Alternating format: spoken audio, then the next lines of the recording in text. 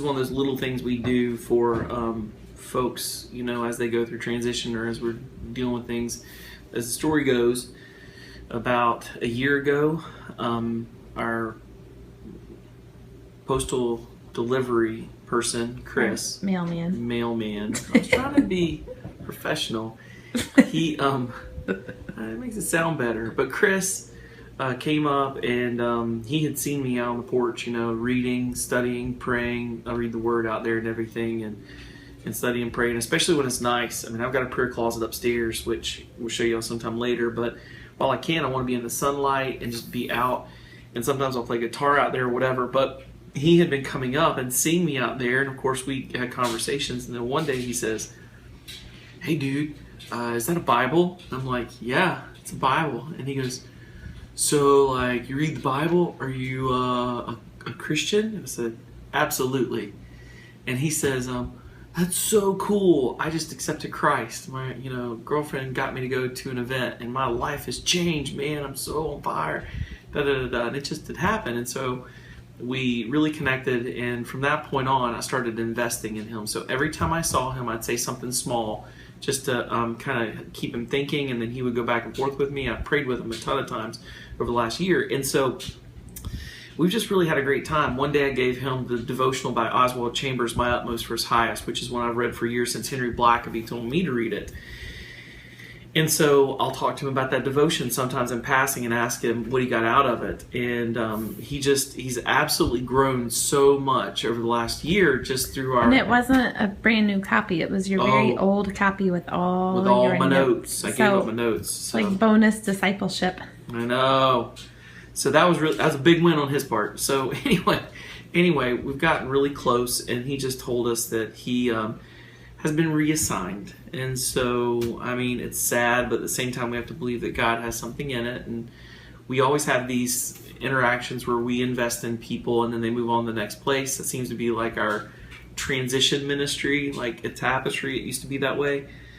So tonight, I'm writing him a little note just saying, this isn't much, but it's a smaller way to say thank you for all that you've done. And then I'm going to go on and tell him a couple different resources that we have that we give away online, and I'm going to give him my information so we can stay in touch. And so hopefully we'll still stay in touch, and it's just $20, but it's a way to say thank you to someone and really encourage them. Something else we do, every time we eat out, we add in an expected additional amount. My thinking on eating out is I factor in, if I'm at a sit-down restaurant, a 20% tip.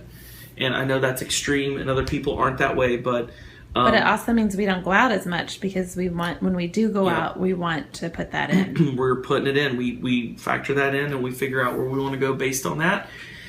And we have had many, so many, hundreds probably, encounters over the many years we've been married and before with folks that work in food service. We've both worked in food service, Lori and I both at different points, which we'll share some of those stories another day. But it's taught us that you want to treat people really well. And if people do a bad service, it goes down from there.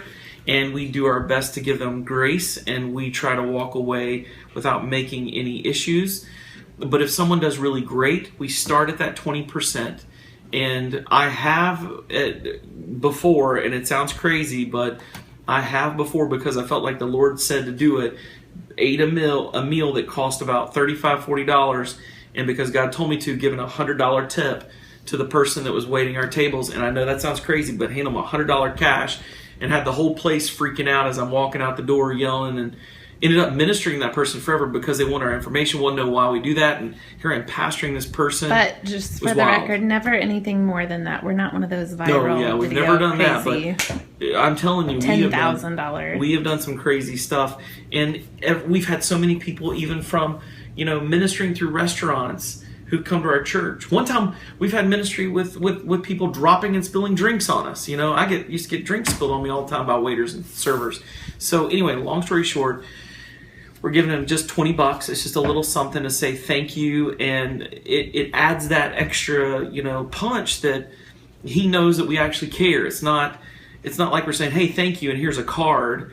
but we're saying, hey, thank you for your service. We're giving them something for it. It feels like something. So I'm just putting that out there, folks. If we're going to be the light, let's be the light. And if you're going to go out to eat, think about it as a ministry opportunity too, and show your kids how to really to bless people. And if you're going to be in the community, show your kids how to bless people and know them, and let them see the extravagant, generous heart of God.